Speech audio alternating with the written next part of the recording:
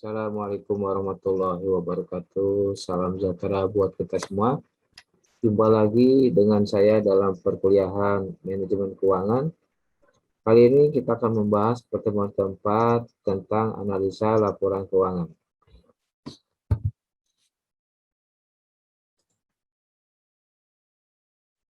Untuk menganalisa laporan keuangan, tentunya kita harus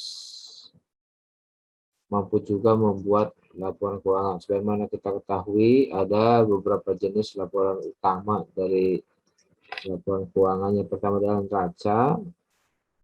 Ini merupakan laporan kondisi keuangan perusahaan terdiri aset, hutang, dan modal. Yang kedua, laporan rugi laba atau income statement. Ini merupakan laporan performa, ya, satu pilihan dalam satu periode. Yang ketiga, laporan arus kas atau cash flow. Nah, di antara tiga ini yang paling sering dipakai untuk menganalisa adalah neraca dan laporan rugi laba. Sebetulnya kita pernah mempelajari tentang analisa laporan keuangan, ya. Ada beberapa jenis analisis yang perlu kita ketahui. Pertama adalah analisis rasio. Ini adalah menganalisis dan dengan cara membandingkan angka-angka yang terdapat dalam neraca di satu sisi dan rugi laba di sisi lain. Bisa juga neraca dengan neraca, ya, rugi laba dan rugi laba. Yang kedua, analisis common size. Ini adalah menganalisis tiap-tiap rekening dalam laporan laba rugi dan neraca menjadi proporsi dari total penjualan atau total aktiva, ya. Misalkan kita akan membandingkan kas dengan total aktiva, nanti kas dibagi dengan total aktiva nanti dapat berapa persen. Itu adalah disebut analisis common size. Yang ketiga adalah analisis DuPont. Ini analisis yang memisahkan profitabilitas dengan pemanfaatan aset. Yang keempat, analisis EVA atau Economic Value Added, ya, ini analisis untuk mengukur kinerja yang secara langsung berhubungan dengan kekayaan pemegang saham dari waktu ke waktu. Nah, kali ini kita akan membahas satu saja tentang analisis rasio. Manfaat untuk analisa rasio adalah pertama, untuk memperoleh gambaran tentang perkembangan keuangan suatu perusahaan dari waktu ke waktu, ya. Yang kedua, dasar untuk menilai dan menganalisa prestasi operasi perusahaan. Ini kaitan dengan laba rugi, ya. Kaitan dengan juga bagaimana performa perusahaan dalam satu periode tersebut. Yang ketiga, kerangka kerja perencanaan dan pengendalian keuangan. Ini untuk pengambilan keputusan tentunya, ya, para pimpinan perusahaan untuk perbaikan dan langkah-langkah ke depan yang akan dilakukan. Baik, ada beberapa jenis rasio keuangan. Yang pertama adalah likuiditas, ya. Ini adalah kemampuan perusahaan untuk membayar utang-utang jangka pendeknya. Nah, yang perlu kita ketahui ada pertama ada current ratio atau CR. Ini kita rumuskan aktiva lancar dibagi dengan utang lancar. Kemudian quick ratio atau asetes ratio, ini aktiva lancar dikurangi persediaan dibagi utang lancar, ini sama dengan current ratio hanya tanpa persediaan. Jadi harus dikurangi persediaannya. Yang ketiga cash ratio, ini kas ditambah efek dibagi utang lancar kalau dia perusahaannya sudah go public, ya, menjual sahamnya ke bursa efek. Yang kedua adalah solvabilitas. Ini merupakan kemampuan perusahaan untuk membayar seluruh utang-utangnya, baik jangka pendek maupun jangka panjang. Ya, ada beberapa, ya, yang kita ketahui. Pertama, total asset to debt ratio. Ini adalah menggambarkan kemampuan aset kita untuk membayar utang. Jadi dirumuskan total aktiva dibagi total utang. Kemudian net worth debt ratio, ini adalah membagi equity dengan total utang. Beberapa referensi lain seperti ini hanya membalikan dari rumus yang tadi. Pertama, debt to total asset, ya, total utang dibagi total aktiva. Yang kedua, debt to equity ratio, ini total utang dibagi total equity atau modal. Yang ketiga adalah rasio aktivitas. Ini sejauh mana efektivitas perusahaan dalam menggunakan sumber dayanya. Ya, kita akan menghitung pertama, misalkan ini ada aset aset turnover ya, perputaran aset. Ini dirumuskan penjualan bagi total aset.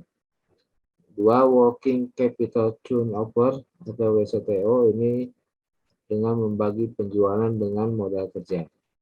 Kemudian kita hitung perputaran piutang dagang. Ya, ini rumusnya adalah penjualan kredit dibagi dengan rata-rata piutang dan berapa perputarannya, kita bagi dengan antara 360 dibagi dengan hasil perputaran yang tadi ya. Kemudian juga perputaran persediaan di gudang ya, kita bisa tahu berapa lama persediaan itu menumpuk di gudang. Nah, caranya adalah perputarannya adalah COGS atau HPP, harga pokok penjualan, dibagi dengan rata-rata inventory. Kemudian berapa kali perputarannya, maka kita hitung dengan membagi 360 dibagi dengan perputaran yang ini ya. Yang keempat adalah profitabilitas atau rentabilitas. Ini kemampuan perusahaan memperoleh laba dari modal yang digunakan. Ada 4 yang harus kita ketahui. Pertama adalah gross profit margin atau GPM. Ini membagi laba kotor dengan penjualan.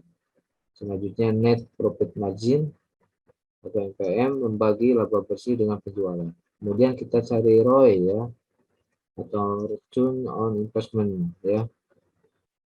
Ini dirumuskan dengan laba bersih bagi dengan total akibat. Dan terakhir return to equity, yaitu membagi laba bersih dengan modal sendiri. Modal sendiri itu dihitung dengan cara mengurangi total aset dikurangi total hutang ya. Ini ada lagi yang kelima, rasio pasar. Ini khusus untuk perusahaan-perusahaan yang sudah go public, yang sudah isu sahamnya di bursa ya, bursa efek. Dan ada PER, ada dividen Y, dan juga dividen payout. Mari sekarang kita buka latihannya. Silakan untuk membuka latihan yang Excel. Nama filenya LPK PT ABC. Baik, kita lihat ya, sudah dibuka. Ini ada satu kasus laporan keuangan real di perusahaan ya. Ini ada PT ABC, ada laporan neracanya, kemudian ada laporan laba rugi, dan juga ada laporan pembelian. Nah, kita diminta untuk menganalisa rasio dari yang sudah saya sediakan ini. Pertama adalah rasio lancar, ya, rasio likuiditas ya. Pertama rasio lancar, rumusnya aktiva lancar dibagi dengan utang lancar. Kita lihat, langsung kita cari saja aktiva lancarnya itu adalah di sini ya. Aktiva lancar ini pilih yang bulan ini 7,2 M ini dibagi dengan hutang lancar. Hutang lancar kita cari ada di neraca juga. Ini yang ini ya. Jadi teman-teman harus tahu posisinya ada di mana gitu ya. Nah, ini udah saya rumuskan. Jika 100% menjadi 99,9%.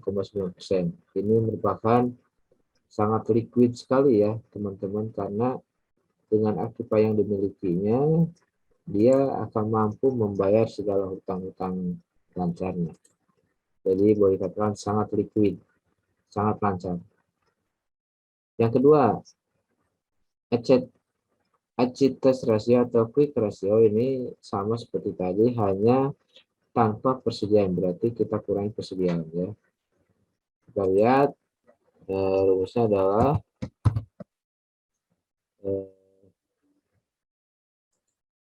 aktiva lancar dikurangi dengan persediaan. Persediaan kita lihat ada 3. Persediaan barang jadi, kemudian persediaan WIP, dikurang lagi persediaan bahan baku. Ya. Kemudian dibagi utang lancar sama seperti tadi ya. dibagi dengan hutang lancar, ada di neraca juga di sini. Ya. Ini menandakan kalau tanpa persediaan dia 51,79%. Ini ya, saya melihat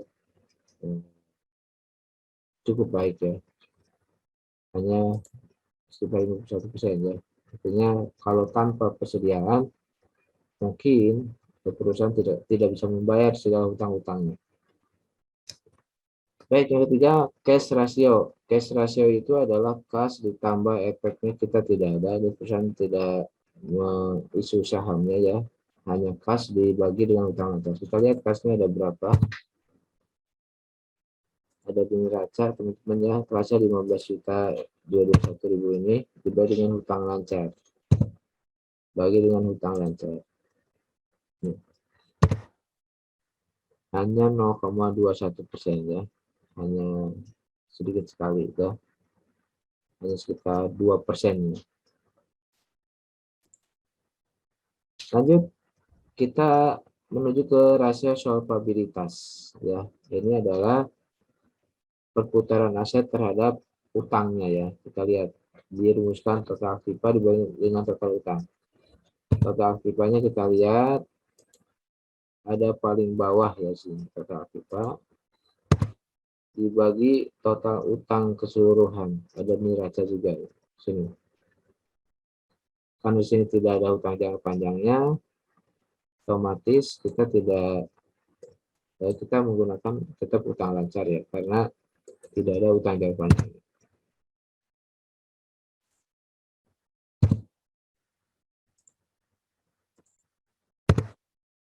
Ya, didapatkan satu angka 121,77% ini sangat baik sekali ya. Artinya aktiva yang dimiliki ini mampu membayar hutang-hutang yang ada. Yang kedua, net worth to debt ratio ini adalah total modal dibagi dengan total hutang. Kita lihat total modalnya ada di neraca juga. Ya. Sini ada total modal 1,582 ini. Dibagi dengan total utang. Total utang itu adalah total utang jangka pendek dengan jangka panjang. Tapi kalau di sini tidak ada utang jangka panjang, maka kita gunakan hutang lancar ya. Nah, didapatkan angka 21,77% ya. Ini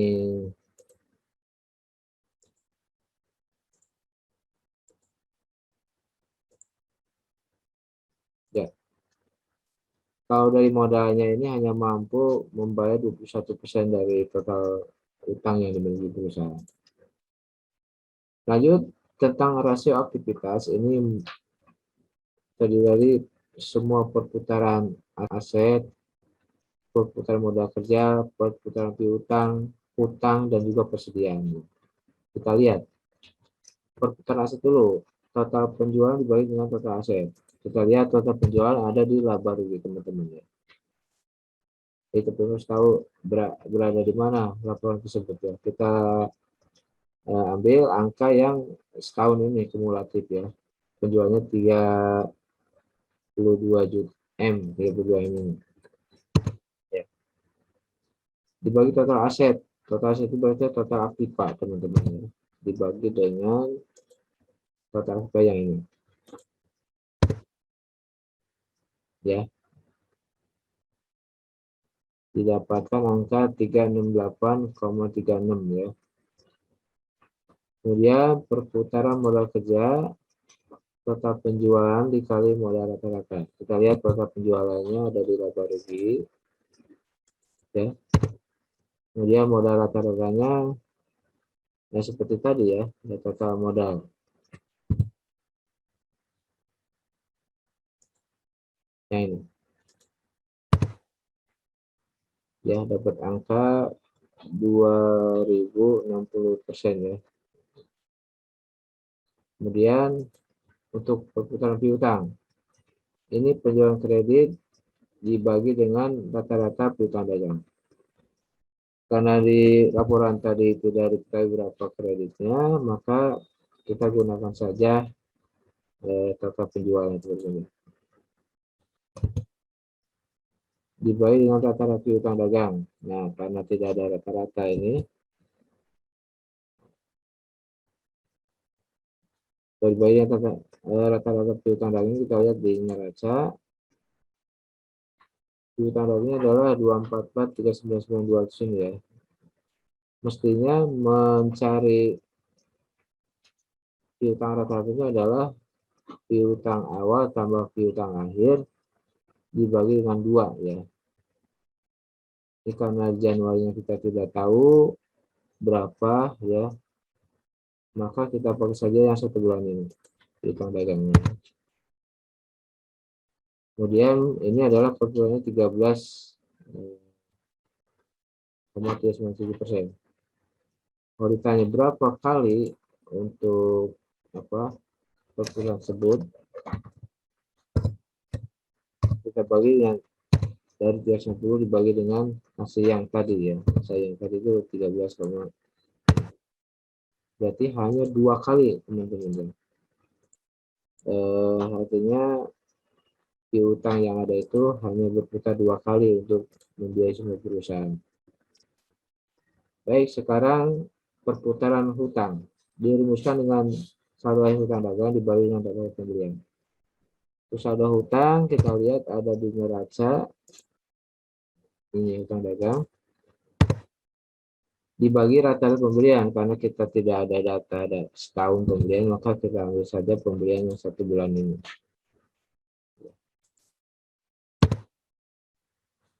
$150,12 ya. Untuk mencari berapa kalinya, maka kita bagi 150 dengan hasil yang tadi 150 ini. Maka didapatkan angka 2,4 kali ya. Ini hampir sama ya, piutangnya 2,6, hutangnya 2,4. Sangat bagus ya. Yang kurang bagus itu kalau hutangnya lebih kecil daripada piutangnya.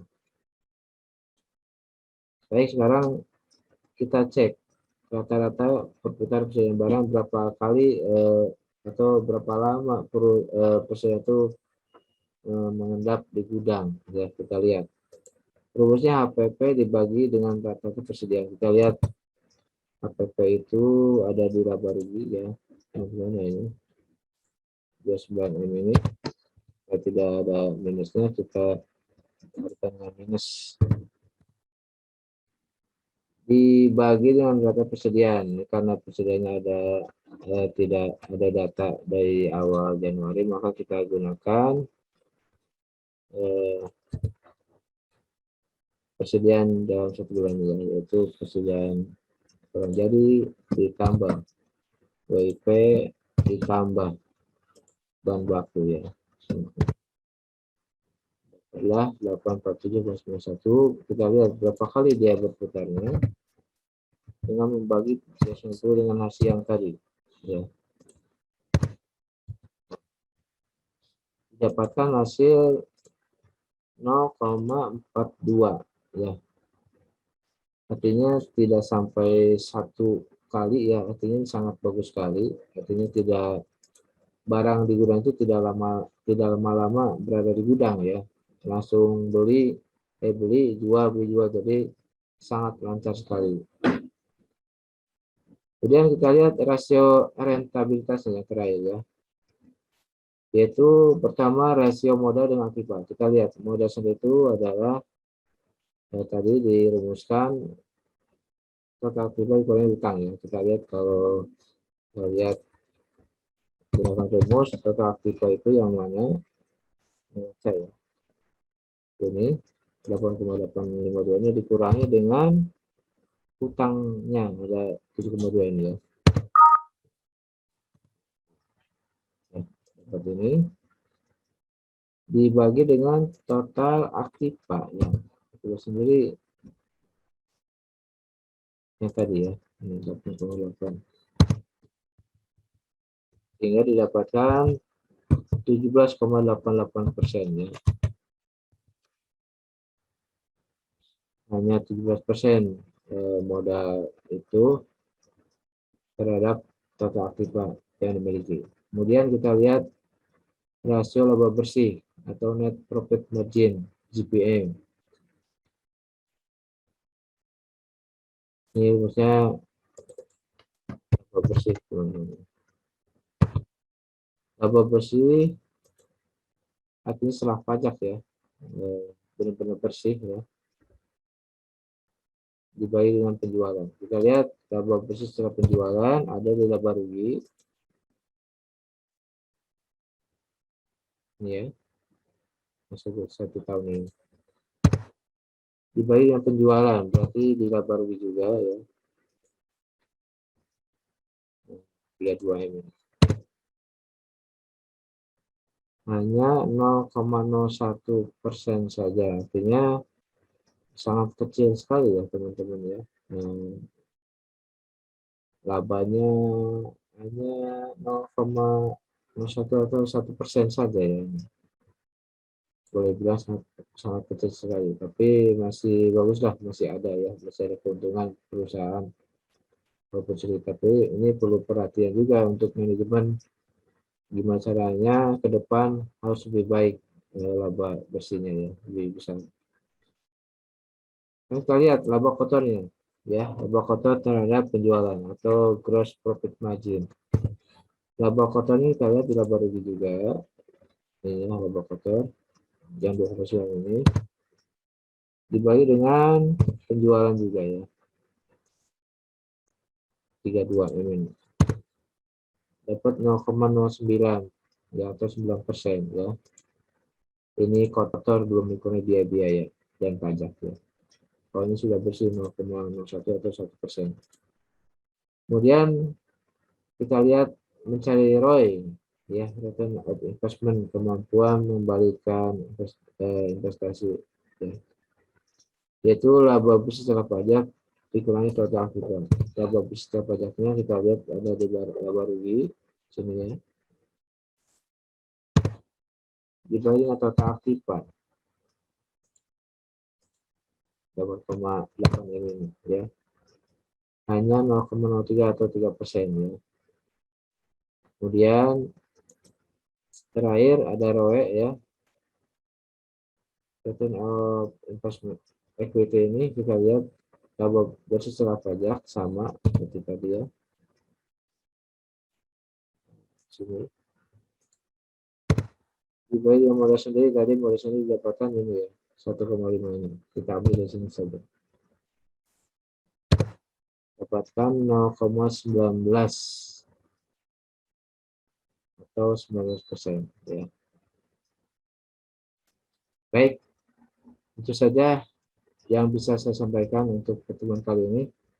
Mudah-mudahan teman-teman semua bisa memahaminya dan mempraktekannya dengan baik dan benar. Terima kasih, semoga bermanfaat. Assalamualaikum warahmatullahi wabarakatuh.